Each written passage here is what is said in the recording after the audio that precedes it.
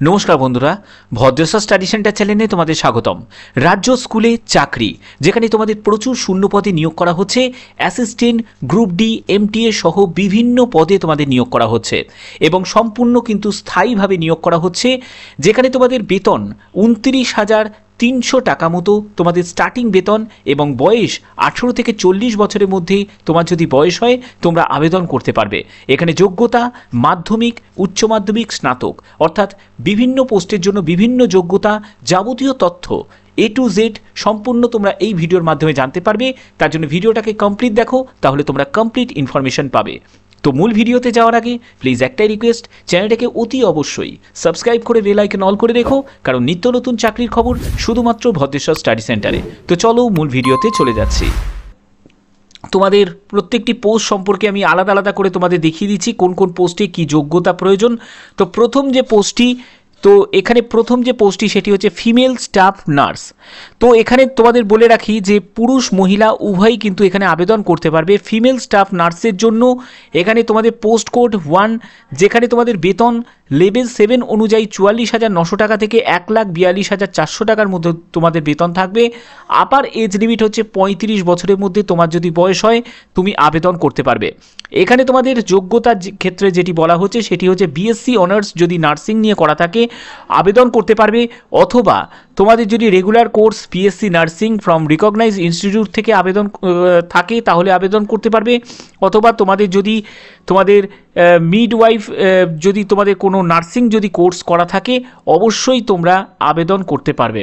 এখানে বলছে 2.5 ইয়ার্সের এক্সপিরিয়েন্স চাই, যে অন্তত 50টা বেডের যে হসপিটাল আছে সেখানে কাজ করার।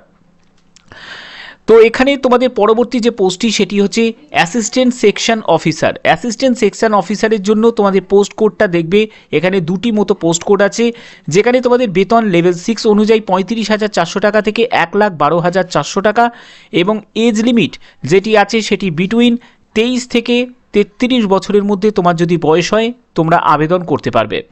এখানে তোমাদের এসেন্সিয়াল কোয়ালিফিকেশান সেটি হচ্ছে ব্যাচেলার ডিগ্রি, অর্থাৎ তোমাদের যে কোনো শাখায় তোমরা যদি গ্র্যাজুয়েশন করে থাকো আবেদন করতে পারবে। ঠিক আছে, এখানে তোমাদের 3 বছরের অভিজ্ঞতার কথা বলা হচ্ছে। অ্যাডমিনিস্ট্রেটিভ বা ফিনান্সিয়াল ম্যাটার নিয়ে যদি কোনো সেন্ট্রাল গভর্নমেন্ট বা কোনো অর্গানাইজেশন থেকে যদি কাজ করার অভিজ্ঞতা থাকে অবশ্যই তোমরা আবেদন করতে পারো।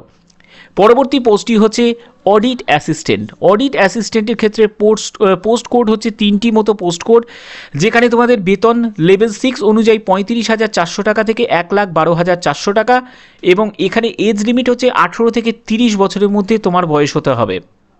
এখানে যোগ্যতা যেটি বলা হচ্ছে সেটি বিকম যদি করা থাকে অবশ্যই তোমরা আবেদন করতে পারবে। এখানে ডিজারেবল মানে অগ্রাধিকার দেওয়া হবে, তো এই যোগ্যতা কিন্তু অত্যাবশ্যক নয়, যদি থাকে তাহলে তোমরা অগ্রাধিকার পেয়ে যাবে, যেটি 3 বছরের অভিজ্ঞতার কথা বলা হচ্ছে অ্যাকাউন্টসের কাজে। ঠিক আছে, আচ্ছা পরবর্তী পোস্টে চলে যাচ্ছি। পরবর্তী পোস্টটি হচ্ছে তোমাদের জুনিয়র ট্রান্সলেশন অফিসার। এটি পোস্ট কোড হচ্ছে 4 এবং এখানে তোমাদের বেতন যেটি থাকবে সেটি হচ্ছে লেভেল 6 অনুযায়ী 35,400 টাকা থেকে 1,12,400 টাকা এবং আপার এজ লিমিটের ক্ষেত্রে 32 বছর, অর্থাৎ 18 থেকে 32 বছরের মধ্যে তোমার যদি বয়স হয় তোমরা আবেদন করতে পারবে। আমি প্রত্যেকটা পোস্টের ক্ষেত্রে কিন্তু আলাদা করে আমি তোমাদের বলে রাখছি, এই যে বয়সটা যেটা বলছি সেই বয়সগুলো কিন্তু ইউআর এবং ইডাব্লিউএস এর। যারা এসসি এসটি থেকে যারা আছো তারা অবশ্যই বয়সে 5 বছর এবং ওবিসিরা বয়সে 3 বছর কিন্তু রিল্যাক্সেশন পেয়ে যাবে।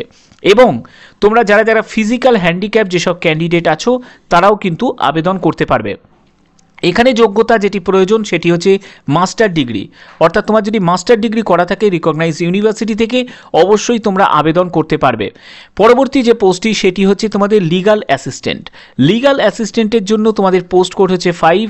এখানে বেতন লেভেল 6 অনুযায়ী 35,400 টাকা থেকে 1,12,400 টাকা। আপার এজ লিমিট হচ্ছে 23 বছর থেকে 35 বছর, অর্থাৎ 23 থেকে 35 বছরের মধ্যে তোমার যদি বয়স হয় আবেদন করতে পারবে। এখানে তোমাদের ল ডিগ্রি থাকতে হবে এবং তোমাদের 3 বছরের অভিজ্ঞতার কথা বলা হচ্ছে, যে লিগাল কেসেস কোনো গভর্নমেন্ট ডিপার্টমেন্ট বা অটোনোমাস তোমাদের বডিজ বা পাবলিক সেক্টর আন্ডারটেকিংয়ের থেকে। এখানে তোমাদের ডিজারেবল অগ্রাধিকার দেওয়া হবে যদি ওয়ার্কিং নলেজ থাকে কম্পিউটার অপারেশনে, যদি না থাকে তাহলেও কিন্তু আবেদন করতে পারবে, কোনো অসুবিধা নেই। এবং বলা হচ্ছে ওয়ার্কিং নলেজ অফ হিন্দি এবং ইংলিশে কিন্তু তোমাদের জ্ঞান থাকতে হবে। পরবর্তী পোস্টটি হচ্ছে স্টেনোগ্রাফার, যেখানে তোমাদের পোস্ট কোড হচ্ছে 6।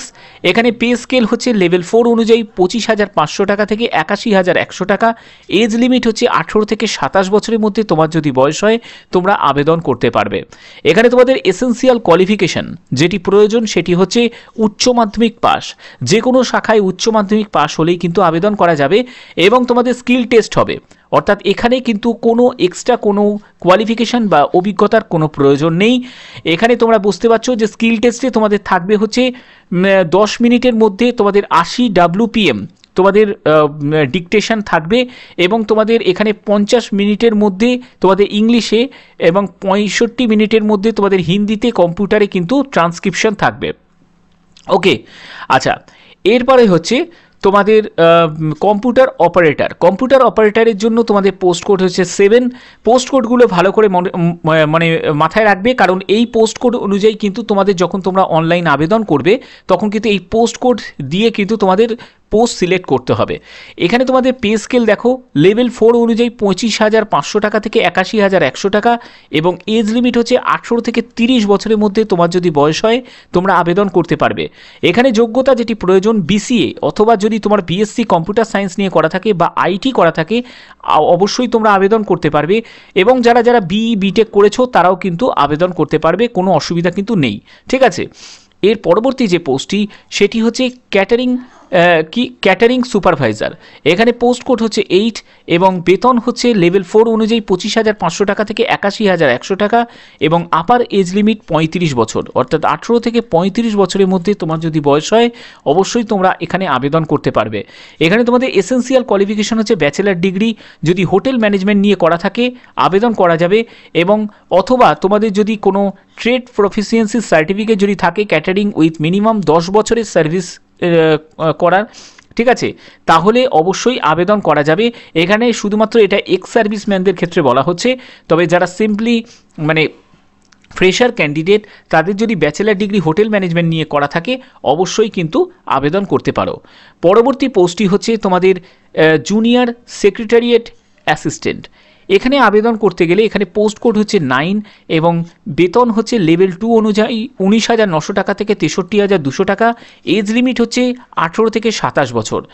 এখানে তোমাদের এসেন্সিয়াল কোয়ালিফিকেশান হচ্ছে উচ্চ মাধ্যমিক পাস যদি করে থাকো যে কোনো শাখায় আবেদন করতে পারবে এবং এখানে বলা হচ্ছে 30টা শব্দ প্রতি মিনিটে ইংলিশে টাইপিংয়ের কিন্তু দক্ষতা থাকতে হবে। ঠিক আছে, এবং যদি তোমরা হিন্দিতে টাইপ করো তাহলে সেখানে 25টা শব্দ প্রতি মিনিটে টাইপিংয়ের কিন্তু দক্ষতা থাকতে হবে। অথবা এখানে বলা আছে যদি উচ্চ মাধ্যমিক পাস করে থাকো CBSE বা স্টেট বোর্ড থেকে সেখানে তোমাদের সেক্রেটারিয়েট বা অফিস ম্যানেজমেন্টের ভোকাল সাবজেক্ট হিসাবে কিন্তু অন্যতম সাবজেক্ট কিন্তু থাকতে হবে, অর্থাৎ এই দুটোর মধ্যে যে কোনো একটি কন্ডিশন যদি তোমার থাকে তোমরা আবেদন করতে পারবে। এখানে ডিজারেবল মানে অগ্রাধিকার দেওয়া হবে যদি তোমার 6 মাসের কোনো ডিপ্লোমা কম্পিউটার যদি থাকে অবশ্যই তোমরা এখানে অগ্রাধিকার পেয়ে যাবে, যদি না থাকে তাহলেও কিন্তু আবেদন করতে পারবে এবং এক্সপিরিয়েন্সের কথাও বলা হচ্ছে অ্যাকাউন্টস বা অ্যাডমিনিস্ট্রেটিভ কোনো ডিপার্টমেন্টে কাজ করার। বাট এই যোগ্যতাটা যেটা আছে এটা কিন্তু সম্পূর্ণ কিন্তু তোমাদের অত্যাবশ্যক নয়, এটি জাস্ট তোমাদের অগ্রাধিকার দেওয়ার জন্য এই যোগ্যতাটা যদি থাকে ভালো হয়। পরবর্তী পোস্টটি হচ্ছে তোমাদের ইলেকট্রিশিয়ান কাম প্লাম্বার। এখানে তোমাদের পোস্ট কোড হচ্ছে 11। এখানে বেতন হচ্ছে লেভেল 2 অনুযায়ী 19,900 টাকা থেকে 63,200 টাকা। এজ লিমিট হচ্ছে 18 থেকে 40 বছর এবং দেখো এখানে যোগ্যতা মাধ্যমিক পাস যোগ্যতা চাওয়া হয়েছে এবং ITI সার্টিফিকেট থাকতে হবে ইলেকট্রিশিয়ান বা ওয়্যারম্যান নিয়ে। এখানে তোমাদের 2 বছরের অভিজ্ঞতার কথা বলা হচ্ছে, যদি কোনো প্লাম্বিং বা ওয়্যারিং বা ইলেকট্রিক্যাল ইনস্টলেশনের নিয়ে যদি তোমাদের 2 বছরের অভিজ্ঞতা থাকে অবশ্যই আবেদন করা যাবে।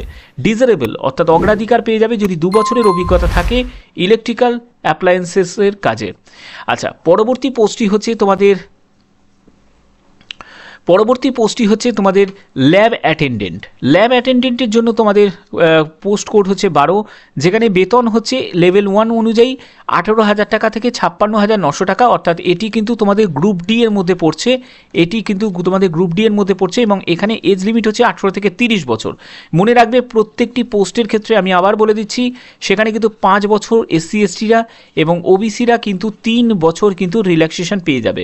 এখানে যোগ্যতা যেটি প্রয়োজন সেটি হচ্ছে মাধ্যমিক পাস এবং সার্টিফিকেট অথবা ডিপ্লোমা ল্যাবরেটরি টেকনিক নিয়ে কিন্তু থাকতে হবে, অথবা অথবা এখানে কি বলা হচ্ছে, যদি উচ্চ মাধ্যমিক পাস করে থাকো এবং সেটি যদি সায়েন্স নিয়ে করে থাকো তাহলেও কিন্তু তোমরা আবেদন করতে পারবে। ঠিক আছে। আচ্ছা, পরবর্তী পোস্টটি হচ্ছে তোমাদের মেস হেল্পার। মেস হেল্পারের জন্য তোমাদের পোস্ট কোর্স হচ্ছে 13। এখানে বেতন হচ্ছে লেভেল 1 অনুযায়ী 18,000 টাকা থেকে 56,900 টাকা।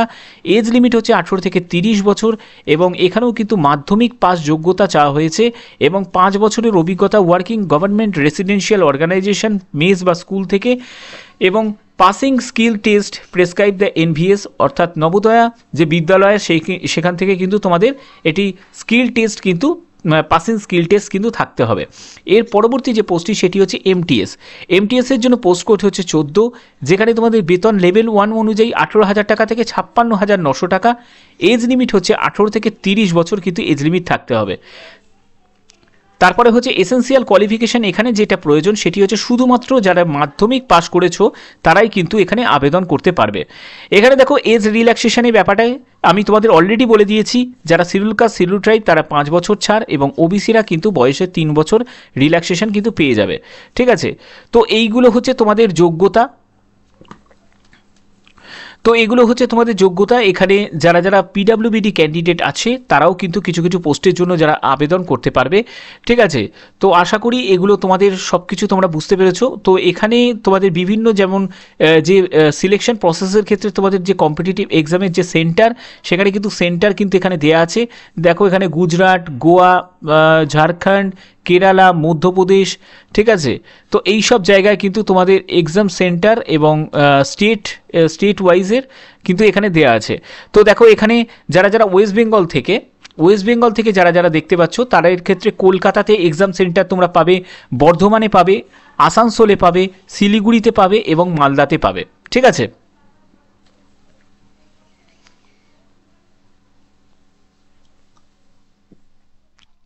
তো এখানে তোমাদের সিলেকশন প্রসেসের ক্ষেত্রে কিন্তু আলাদা আলাদা করে সিলেকশন প্রসেস কিন্তু দেওয়া আছে।